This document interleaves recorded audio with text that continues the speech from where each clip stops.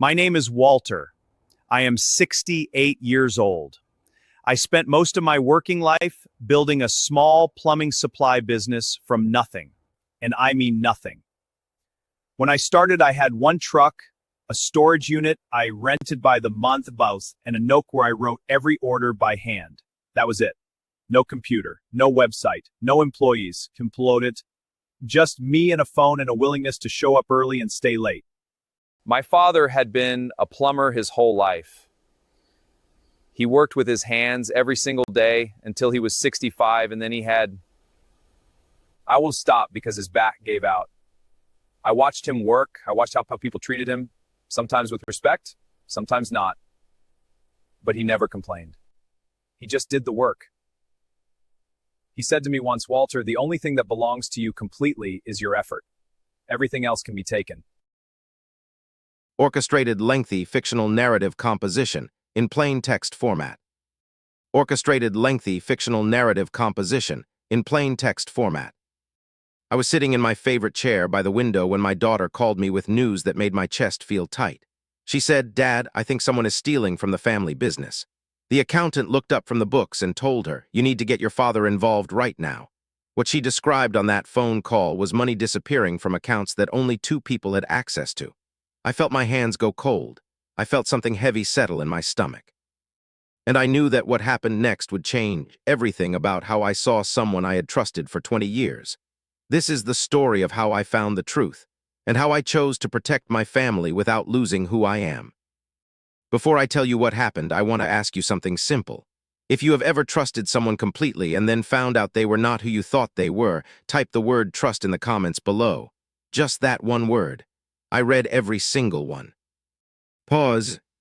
My name is Walter. I am 68 years old. I spent most of my working life building a small plumbing supply business from nothing, and I mean nothing. When I started, I had one truck, a storage unit I rented by the month, and a notebook where I wrote every order by hand. That was it. No computer, no website, no employees, just me and a phone and a willingness to show up early and stay late. My father had been a plumber his whole life. He worked with his hands every single day until he was 65, and then he had to stop because his back gave out. I watched him work.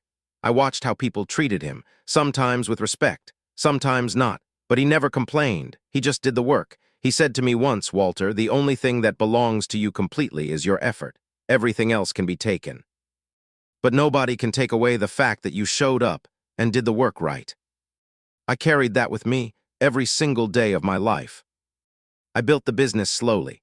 First, it was just me supplying small local plumbing contractors. Then I brought in 2 employees, then a small warehouse, then a proper office. My wife Helen was my partner in every way. She handled the books. She answered the phones when I was out making deliveries. She made sure every invoice was correct and every customer felt valued. We were a team. We had been a team since we were 24 years old, and we have never stopped being one. Our daughter Lydia came into the business when she was 26. She had studied business in college, and she had ideas that I was not always ready to hear at first. She wanted a website. I said, who needs a website when you have relationships? She said, Dad, relationships are great, but they do not find you new customers at 11 at night when someone is searching online. She was right. She built the website. Orders went up. I admitted she was right. She never rubbed it in. That is the kind of person Lydia is. She wins the argument and then she moves on. No gloating, just forward movement. Pause. Now let me tell you about Dennis Farrow. Dennis came to work for us about 20 years ago. He was in his late 30s then, quiet, careful, methodical. He had a background in logistics and inventory management.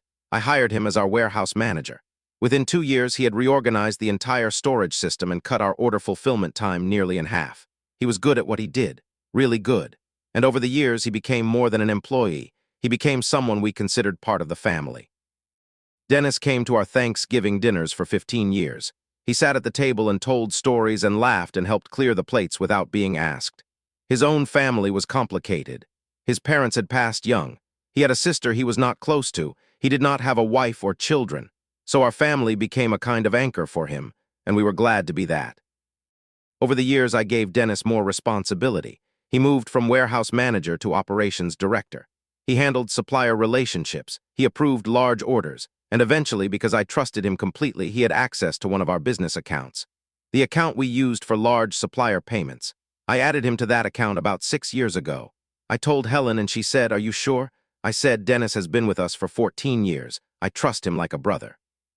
She nodded. She did not argue, but she gave me a look that I now understand differently than I did then. Pause. Now let me tell you about the morning Lydia called me. It was a Tuesday in October. I was sitting in my chair by the window with my coffee, watching the squirrels in the backyard the way I do every morning. It is one of my favorite parts of the day. Helen had already gone to her garden club meeting. The house was quiet. The coffee was hot. The squirrels were doing what squirrels do. My phone rang and it was Lydia. She sounded careful, not panicked. Lydia is not a person who panics. But she sounded careful the way she sounds when she is holding something serious inside and trying to make sure she has it right before she says it out loud. She said, "Dad, I need to talk to you about something. I was reviewing the supplier payments from the last 18 months for our quarterly review, and I found some things that do not add up." I said, "What kind of things?" She said, "Payments to a supplier I do not recognize, a company called Midwest Industrial Parts. They have received 9 separate payments over the past 18 months. The total is just under $40,000. I said, "What do we buy from Midwest Industrial Parts?" She was quiet for a moment. Then she said, "That is the thing, Dad. I cannot find any inventory that corresponds to those payments. I went through every receiving log for the past 2 years. There is no record of us ever receiving a delivery from that company." Pause.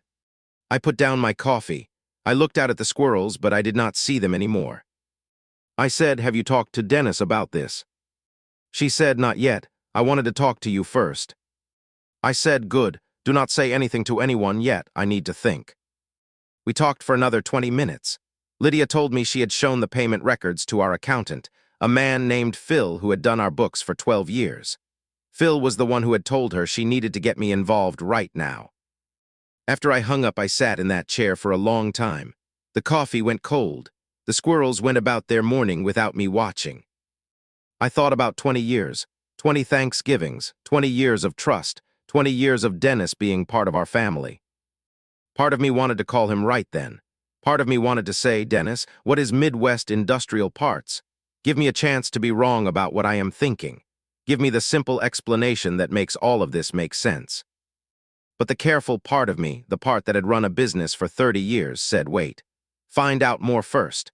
Because if this is what it looks like, you are going to need more than a question to handle it right." Pause. I called Phil the accountant that afternoon. He drove over to the house and sat at the kitchen table with his laptop and his files. Helen came home from her garden club and I asked her to sit with us. She looked at me and knew something was serious. She sat down without a word. Phil walked us through the payments one by one, 9 payments, each one between $3,000 and $6,000, each one approved through the large supplier account. The one Dennis had access to, paid to Midwest Industrial Parts, an address in another state. Phil had searched the company name. He said, "Walter, this company does not appear to have any public-facing business activity. No website, no listings, no reviews, nothing." Helen reached across the table and put her hand on mine. Phil said, "I have to tell you, in my professional opinion, this looks like it was set up to be hard to notice. The amounts are under the threshold that would trigger automatic review. They are spaced out over many months, and they are labeled in a way that looks routine if you are not looking carefully." I said, "Who had access to approve these payments?" Phil looked at me. He said, "Based on the account records, the approval came from the secondary account holder." I did not say the name. I did not need to. We all knew. Pause.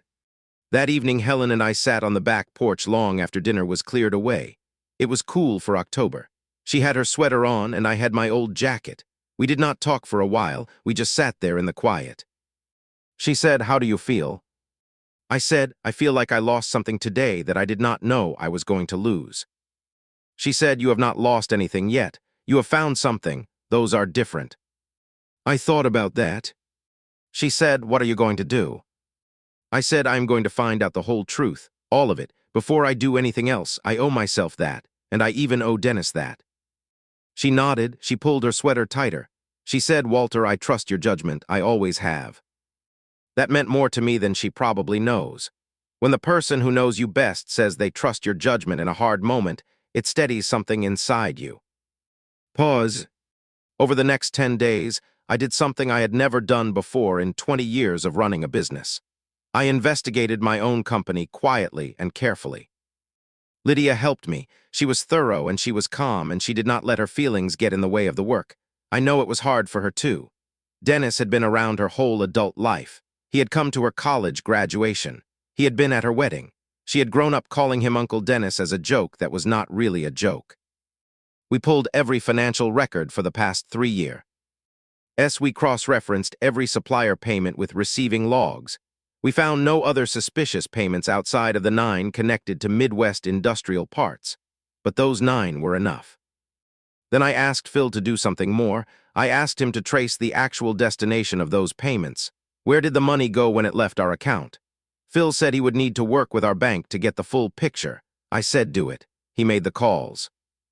What the bank records showed, after 2 days of work, was that the payments to Midwest industrial parts had been transferred within 48 hours of receipt to a personal account.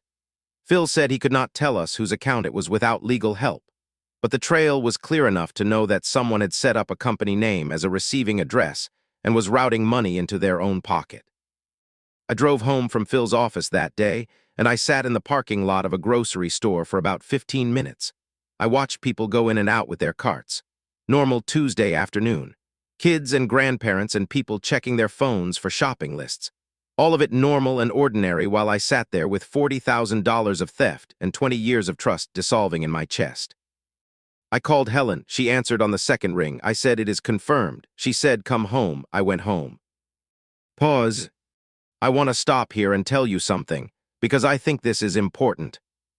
During those 10 days of investigation, I kept hoping I was wrong.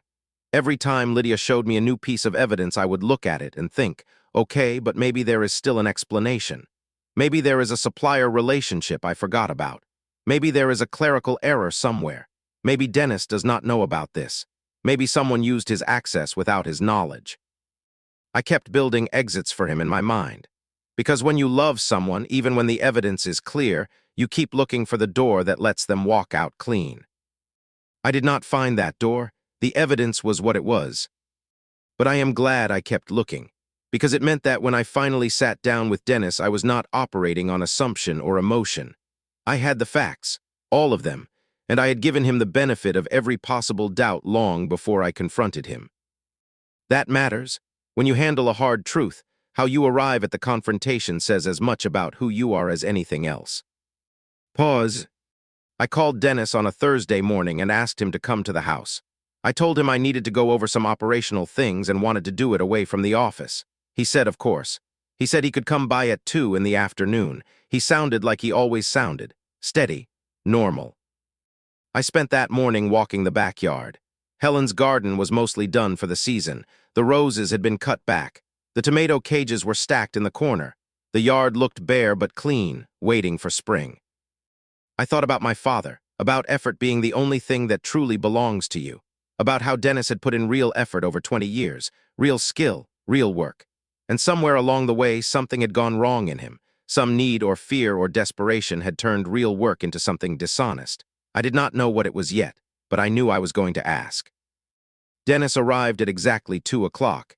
He knocked and I let him in and we sat at the kitchen table. I had water out for both of us. Helen was in the house, but she stayed in another room. She was there if I needed her. Dennis looked at the table, then at me. He said, "What is going on, Walter? You look like you have not slept."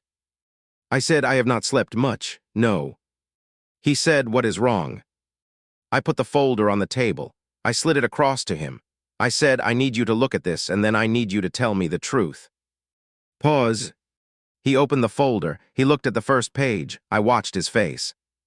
He did not turn red. He did not get angry. He did not deny it immediately. He looked at the papers for a long time. His jaw tightened. His eyes got still. And then he closed the folder and he sat back in the chair and he looked at me. He said, "How long have you known?" I said, "About 10 days.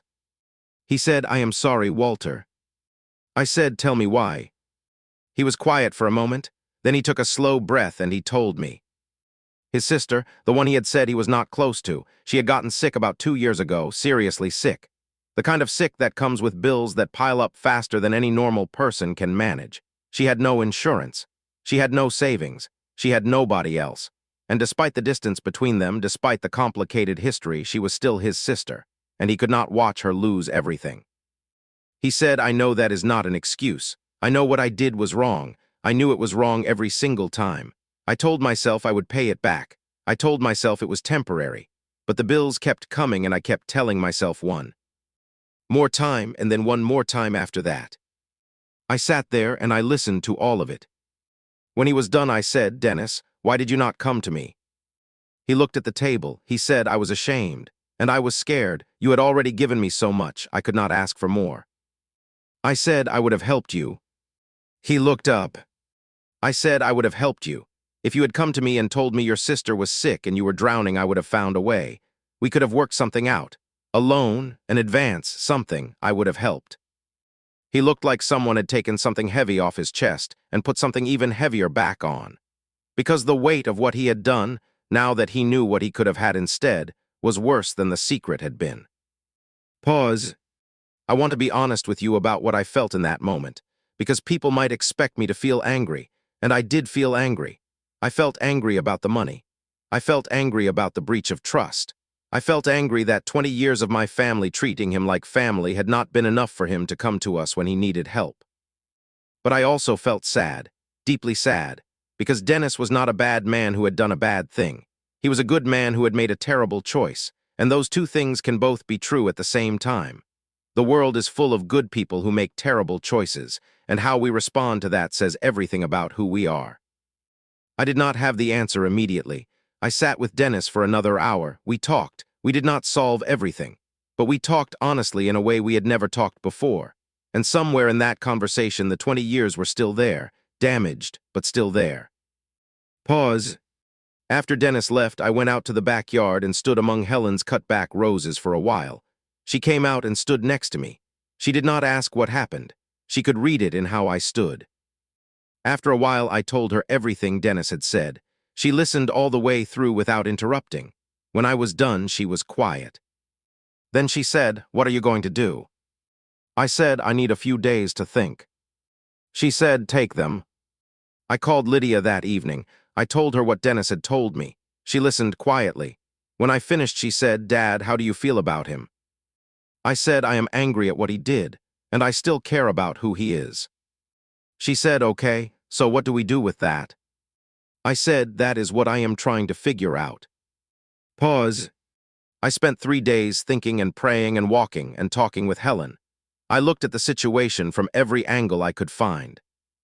On one side was the fact of what Dennis had done.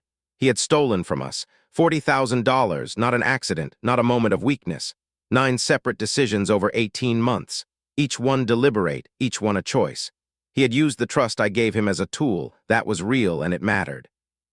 On the other side was 20 years. Was a man who had worked hard and done right by our company for a very long time before this happened. Was a man whose sister was sick and who had no other way in his mind to help her. Was a man who, when I put the folder on the table, did not lie, did not run, did not try to build a story around me. He said, "I am sorry, Walter," and then he told the truth. I am not a person who believes that reasons make wrong things right. They do not. But I do believe that reasons matter when you are deciding what to do next. I called Phil the accountant. I called our family's attorney, a woman named Rosa who had handled our business legal matters for 15 years. I laid out the situation honestly and completely. I asked for their guidance. Rosa said I had clear legal standing to pursue criminal charges. She said that was my right and it was legitimate. She also said that given the circumstances, the repayment, and the length of the working relationship, there were other paths available. She said, "Walter, this is your decision. The law gives you options. What matters is what you can live with." What you can live with. I kept thinking about those words. Pause. Here is what I decided. I called Dennis and asked him to come back to the house.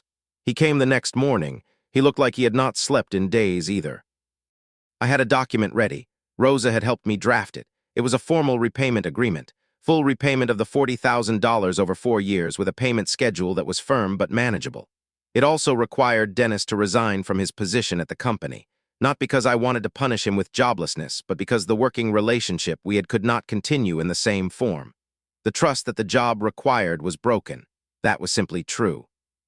I also told him that if he made every payment on time and fulfilled the agreement completely, I would not pursue legal action.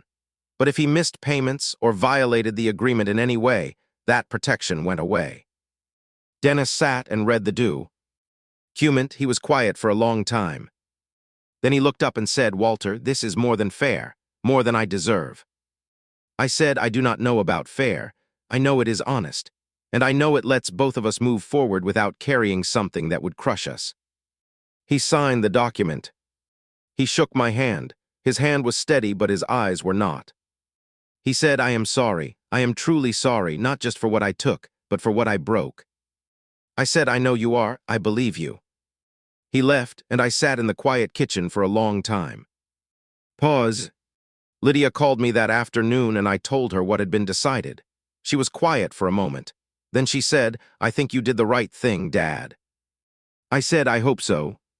She said, "Can I tell you something?" I said, "Of course."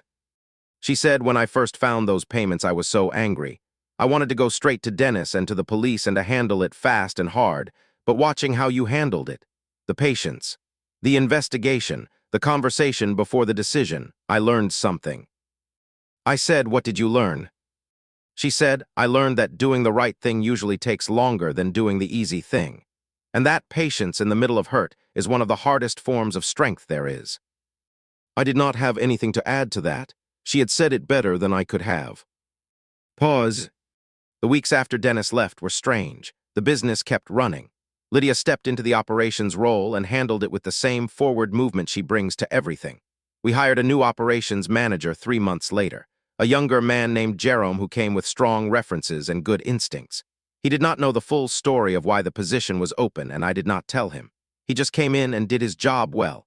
That was enough. Helen and I settled back into our routines. Coffee in the morning, squirrels in the backyard, garden club, Sunday dinners with Lydia and her family. The ordinary rhythm of a life built carefully over decades. But something was different in me. Something had shifted.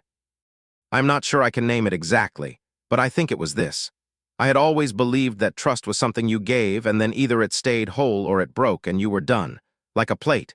Either it is whole or it is pieces. But I learned something different. I learned that trust is more like a garden than a plate. A garden can be damaged. Things can be taken from it. Parts of it can die. But if you tend to it carefully, if you are honest about what is damaged and patient about what can grow back, something can come through the winter. Dennis sent the first payment on time. He sent the second one on time too. I put each check in a folder and I did not think much about them, but I noticed them. Each one was a small act of keeping a promise. That matters, not enough to undo what was done, but it matters. Pause. I want to tell you about a moment that happened about 2 months after all of this settled. I was at the hardware store on a Saturday morning, just picking up some supplies for a small project at home. I was in the garden section looking at some late-season bulbs to surprise Helen with when I heard someone say my name. I turned around and it was Dennis, standing there with a small basket. He looked thinner than I remembered, he looked tired, but he looked steady. We stood there for a moment in the fluorescent light of the garden section, surrounded by bags of mulch and seed packets. He said, "How are you, Walter?" I said, "I am well. How is your sister?" He said, "She finished her last treatment last month. It looks like it worked." I said, "I am glad to hear that. I genuinely am." He nodded, he looked at the floor, then he looked back up. He said, "I think about it every day. I want you to know that. I think about it and I think about what I should have done instead." I said, "I know you do. And I hope one day you are able to carry it without it crushing you. Because carrying regret until it crushes you does not help anyone. Not you, not your sister, not me." He said, "How do you do that? How do you let things go without pretending they did not happen?" I thought about that for a moment. I said, "I do not let them go. I just decide what weight to give them. What happened is part of the story, but it does not have to be the whole story for either of us." He was quiet. I picked up the bulbs I came for. I said, "Take care of yourself, Dennis, and take care of your sister." He said, "I will." I paid for my things, and I drove home in the October light with the bulbs on the passenger seat for Helen, and the quiet, steady feeling of a man who had handled something hard, and was still standing on the right side of himself. Pause. I have been thinking about what to say to you here at the end of this story. Because I do not want to waste your time with something that sounds wise but does not actually help you. So let me just tell you what is true for me, and you can decide if any of it is true for you. The first thing is this. Betrayal by someone you trust is one of the hardest things a person goes through, not because of the practical damage. Money can be recovered, jobs can be replaced, locks can be changed. The hard part is what it does to your sense of the world, your sense of your own judgment. You start to wonder, was I naive? Was I foolish? Did I see this all along and look away because it was easier? I do not think I was naive. I think I trusted someone who was trustworthy for a long time and then stopped being trustworthy for a while. Both things were real. Both things were true. Trust does not mean expecting perfection from people. It means extending good faith while staying awake. Pause. The second thing is about what you do when you find out. There is a pull when you discover betrayal to respond immediately, to call, to confront, to act. The emotion is real and the urgency feels overwhelming. I understand that pull. I felt it too. But I am glad I waited. I am glad I gathered the full picture first. I am glad I talked to people I trusted before I made a decision. Because the response I gave Dennis was better than the one I would have given him on the first day. It was more fair, more measured, more true to who I want to be. When you are hurt and angry, you are capable of doing things you will regret. Not because you are a bad person, but because pain narrows your view. It takes away your peripheral vision. You stop seeing the full picture. Waiting gave me back my peripheral vision. I could see Dennis clearly again, not just what he had done, but who he was. And that let me respond to the full human being instead of just the wrong action. Pause. The third thing is about the people around you. Helen, Lydia, Phil, Rosa, these people made it possible for me to handle this the way I handled it. Not just practically, though they helped me practically too, but they held space for me to think and feel and process without rushing me. Helen brought me coffee and sat with me in the quiet. Lydia did the work without letting her own hurt take over. Phil gave me facts. Rosa gave me options. You cannot handle hard things alone. Or rather, you can, but you should not have to. The people who love you and advise you well are not just nice to have. They are the infrastructure of good decisions. If you are in something hard right now, let the people who care about you be part of it. Let them help. Not because you are weak, because you are human, and humans were made to carry things together. Pause. The fourth thing is the hardest one to say, but I think it is the most important. Forgiveness is not the same as excusing what someone did. It is not the same as pretending it did not happen. It is not the same as trusting them again automatically or putting yourself in a position to be hurt again. Forgiveness is a choice you make for yourself. It is the decision not to let what someone else did live in you as permanent poison. It is the decision to carry the truth of what happened without letting it harden into bitterness. I have not forgotten what Dennis did. I do not think I ever will. The folder is still in my office. The payment record is still there. The facts are still facts. But I do not carry hatred for Dennis. I carry the truth, and the truth is complicated. The truth is that he worked hard for 20 years and then he stole from me. Both of those things are true at the same time. I do not have to choose one and throw away the other. Holding that complexity, refusing to turn a complicated human being into a simple villain, that is not weakness. That is the hardest kind of clear sight there is. Pause. I want to end with something small, because I think the small things are often the most honest. A few weeks ago, Lydia brought her kids over for Sunday dinner. My grandson Marcus is 6 and my granddaughter Ella is 9. After dinner, we sat in the backyard and Marcus found a worm in the garden and spent about 25 minutes studying it with the kind of complete focus that only a 6-year-old can bring to a worm. I sat on the porch step and watched him, and I thought about my father and his toolbox and the squeaky wheels on my first cart and Dennis, and the folder and Helen and her roses and all of it. The whole long story of a life. The trust given and broken and carefully rebuilt. The hard conversations and the quiet mornings and the October light on a hardware store parking lot. And I thought, this is it, this right here. The kid and the worm and the garden and the woman inside washing dishes. This is what all the hard work protects. This is what all the hard decisions are for. Not some great dramatic victory, not some moment of justice that the whole world witnesses. Just this. Sunday evening, the smell of cut grass, your family close by, the knowledge that you handled your hard thing honestly and came out on the right side of yourself. That is that is more than enough. If you are in something hard today, I hope this story gave you something useful. Not answers necessarily, but maybe a way of seeing. A reminder that you can go through real betrayal and real hurt and come out the other side with your integrity intact. That patience is strength, that the truth can be carried without being crushed by it. That forgiveness is a gift you give yourself. Take care of your people, and take care of yourself first so that you can. Until next time, remember that your voice matters, and your story is not over. Important note, this story is a work of fiction. It is created for entertainment purposes only. Any resemblance to real people or events is purely coincidental.